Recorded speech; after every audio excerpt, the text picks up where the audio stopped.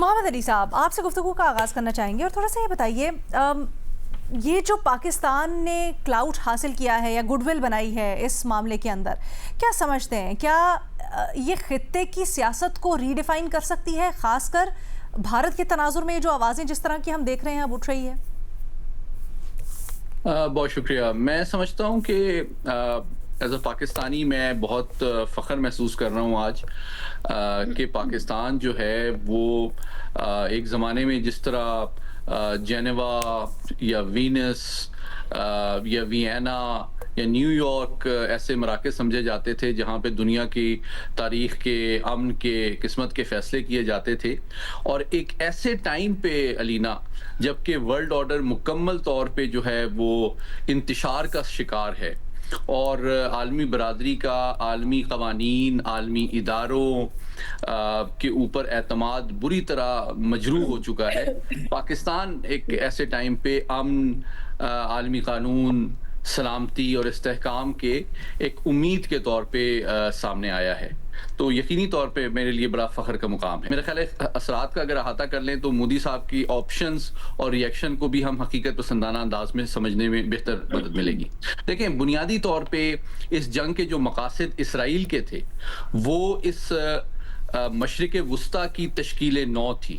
ایک نئے middle asset کو وہ وقوع پذیر کرنا چاہ رہے تھے، پولیٹیکلی بھی، ملیٹریلی بھی اور اکنامکلی بھی. اب بنیادی طور پہ وہ، اور اب سے 3 دن پہلے پاکستان کی جو کرٹیکل کنٹریبیوشن ہے اس کی سگنیفیکنس اس سے ظاہر ہوتی ہے.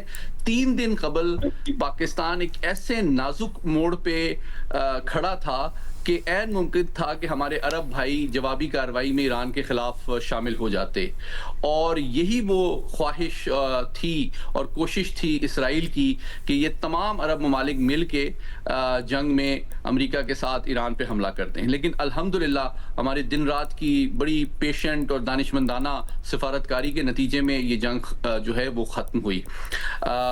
اور آج 3 دن کے اندر یہ ہوا ہے کہ اسرائیل ایکسپوز بھی ہوا ہے اور آئسولیٹ بھی ہو گیا ہے اس خطے میں.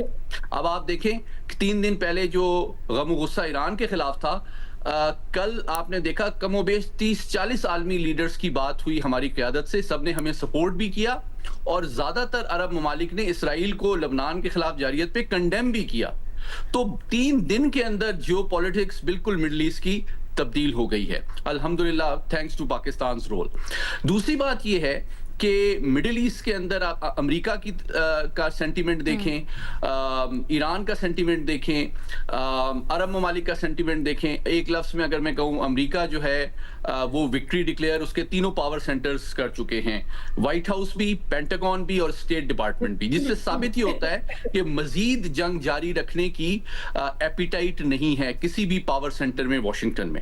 ایران میں بھی جو سینٹیمنٹ ہے وہ خوشی کا ہے، عرب ممالک میں جو سینٹیمنٹ ہے وہ اطمینان اور ریلیف کا ہے، پاکستان میں جو سینٹیمنٹ ہے وہ فخر کا اور سیٹسفیکشن کا ہے. تو جنرلی پازیٹیو سینٹیمنٹ پوری دنیا میں ہے، اور صرف ایک ملک ہے جہاں بہت زیادہ تشویش اور پریشانی پائی جاتی ہے اور وہ اسرائیل ہے، کیونکہ اس نے جو بڑے پیمانے پہ کل فوجی کارروائیوں میں اضافہ کیا ہے لبنان میں، وہ بھی اس کی اس فرسٹریشن اور تشویش کو ظاہر کرتا ہے کہ وہ یہ سمجھتے ہیں کہ بھئی عین ممکن ہے جنگ بند ہو جائے تو پھر میں نے جتنی زمین پہ قبضہ کرنا ہے، حزب اللہ کو جتنا نقصان پہنچانا ہے میکسیمم پہنچا لوں، بعد میں موقع نہیں ملے گا. تو یہ ساری سچویشن ہے. اب اس میں بھارت کے لیے کیا آپشن ہے؟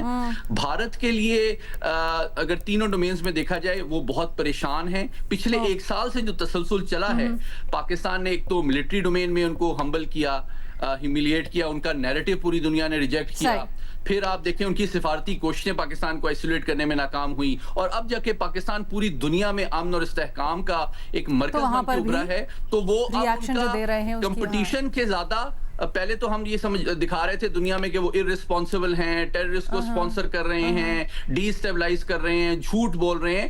بھائی اب تو ان کا اس سے بڑا لیول اس پاکستان کی سفارتی کامیابی کے نتیجے میں ان کو تشویش یہ ہے کہ وہ ارریلیونٹ ہو گئے ہیں.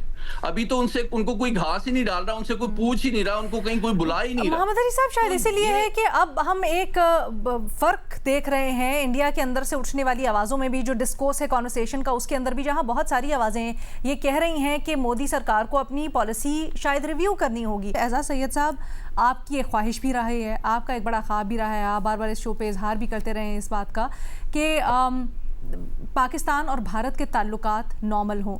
नॉर्मल नहीं, लेकिन जिस तरह की अब आवाज़ें उठ रही हैं, क्या इशारे मिलते हैं कि कुछ तब्दीली आ सकती है?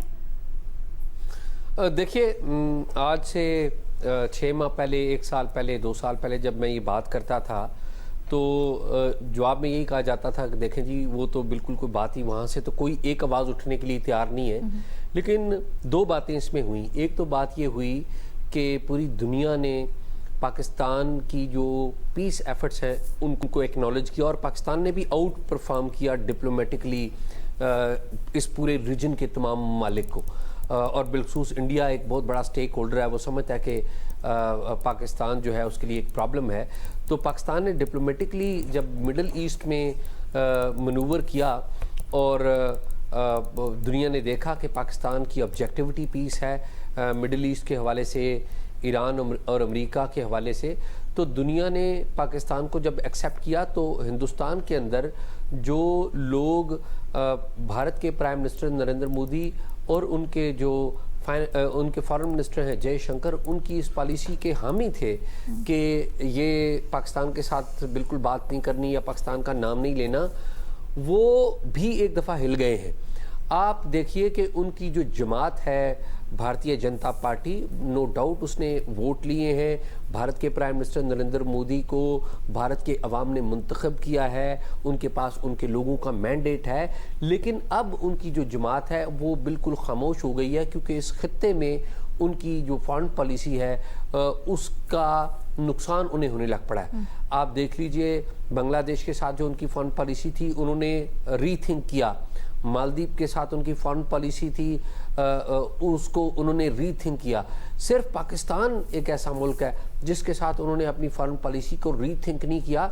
अब कांग्रेस ने भी, और उनके जो डिफेंस एनालिस्ट हैं परवेन स्वानी, उसके आप ट्वीट्स देख लें, उन्होंने भी बड़े वाज़ेह तौर पे कहा है, और भी कांग्रेस के अंदर से 1-2 लीडर्स आए हैं जिन्होंने खुलकर इस बात का इजहार किया है कि देखिए, आप माने या ना माने, दुनिया मान रही है। और फिर आप ये देखिए कि जो 2 रोज़ पहले हिंदुस्तान की जो फॉरेन मिनिस्ट्री है उन्होंने एक स्टेटमेंट जारी किया है, और वो बड़ा दिलचस्प स्टेटमेंट है, पढ़ने लायक रखता है कि वो स्टेटमेंट कहता है कि जी हमने ये जो पीस का प्रोसेस हुआ है हम उसकी बड़ी तारीफ करते हैं, अमेरिका और ईरान को आपस में बैठना चाहिए। ये बात एक लफ्ज़ नहीं पाकिस्तान के बारे में, एक लफ्ज़ नहीं पाकिस्तान के बारे में।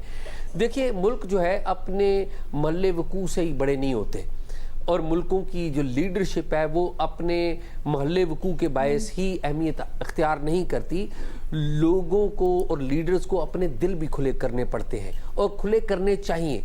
अगर हिंदुस्तान के प्राइम मिनिस्टर नरेंद्र मोदी खुले दिल का मुजाहरा करते और पाकिस्तान की तारीफ करते तो पाकिस्तान की इज्जत में इजाफा नहीं होना था। सारी दुनिया पाकिस्तान की तारीफ कर रही थी, अलबत्ता उनकी इज्जत में ज़रूर इजाफा हो जाता कि देखिए इन्होंने भी पाकिस्तान को खुले दिल से तस्लीम किया है। लेकिन उन्होंने ये ना करके मेरे ख्याल में डिप्लोमेटिकली भी, एथिकली भी, मॉरली भी और पॉलिटिकली भी एक गलत मूव की है।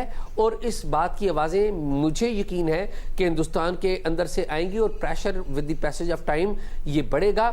मैं आपको ये ज़रूर बता दूं कि ठीक है, जब दुनिया हमें देखती है तो हमें एक पाकिस्तान देखती है, लेकिन यहाँ पर जब आप अंदर पाकिस्तान की डिटेल में जाते हैं तो बहुत सारी डिफरेंट आवाज़ें आती हैं। पॉलिसी मेकर्स, हुकूमत कुछ और होती है, फिर हुकूमत के ऊपर प्रेशर्स, अपोजिशन, मुख्तलिफ आवाज़ें होती हैं। दूर से हम एक ही नज़र आते हैं, इसी तरह दूर से हमें हिंदुस्तान एक ही नज़र आ रहा है, लेकिन हिंदुस्तान के अंदर मैं आज भी समझता हूँ ऐसे लोग मौजूद हैं, ऐसे थिंकिंग इदारे, थिंक टैंक्स मौजूद हैं, ऐसे लिखने पढ़ने वाले लोग मौजूद हैं जिनका बड़ा इन्फ्लुएंस है, और वो बात करते हैं, और उन्होंने बड़े मुश्किल तरीन औकात में भी, बड़े मुश्किल तरीन वक्तों में भी उन्होंने बात की है। निशानदेही आपने बिल्कुल सही की। अब चीजें बदलेंगी, आपने मेरा ख्याल है कि अब चीजें बदलेंगी। آپ کو لگتا ہے یہ جو آوازیں ہیں یہ پہلے سے زیادہ توانا ہے اس وجہ سے؟ کیونکہ پہلے بھی ہم نے دیکھا نا اس طرح ہوتا ہے، بٹ وہ وقتی ایشو کے دوران یہ آوازیں ہوتی ہیں، کچھ اور ہوتا ہے اور بالکل پلٹ جاتا ہے معاملہ۔ علینا آپ نے کبھی سوچا تھا کہ ہندوستان کے جو ٹیلی ویژنز ہیں، ٹیلی ویژن چینلز ہیں، ان کے ٹاک شوز کے اوپر سر عام ان کے پرائم منسٹر ہیں اور ان کی جو فارن پالیسی ہے اس کو تنقید کا نشانہ بنایا جائے گا؟ ہم تو یہ دیکھتے آ رہے تھے کہ ان کے اپنے جرنلسٹ کہتے تھے، ایک دو جرنلسٹ جن کو مین سٹریم میڈیا سے نکالا گیا، وہ کہتے تھے کہ جی یہ گودی میڈیا بن گیا ہے۔ اب ان کے مین سٹریم چینلز کے اوپر گفتگو ہو رہی ہے کہ آپ کی جو پالیسی ہے پاکستان سے بات نہ کرنے کی، وہ ناکام ہو گئی ہے۔ تو میرا یہ خیال ہے کہ ہندوستان میں جو بیٹھے ہوئے لوگ ہیں یا ان کے جو پالیسی میکرز ہیں وہ روبوٹ نہیں ہیں۔ آئی بلیو کہ وہاں پہ ری تھنکنگ ہو رہی ہے، اور وہ ری تھنکنگ ٹرانسلیٹ کب ہوگی ایکشن میں، یہ ٹائم ول ٹائم۔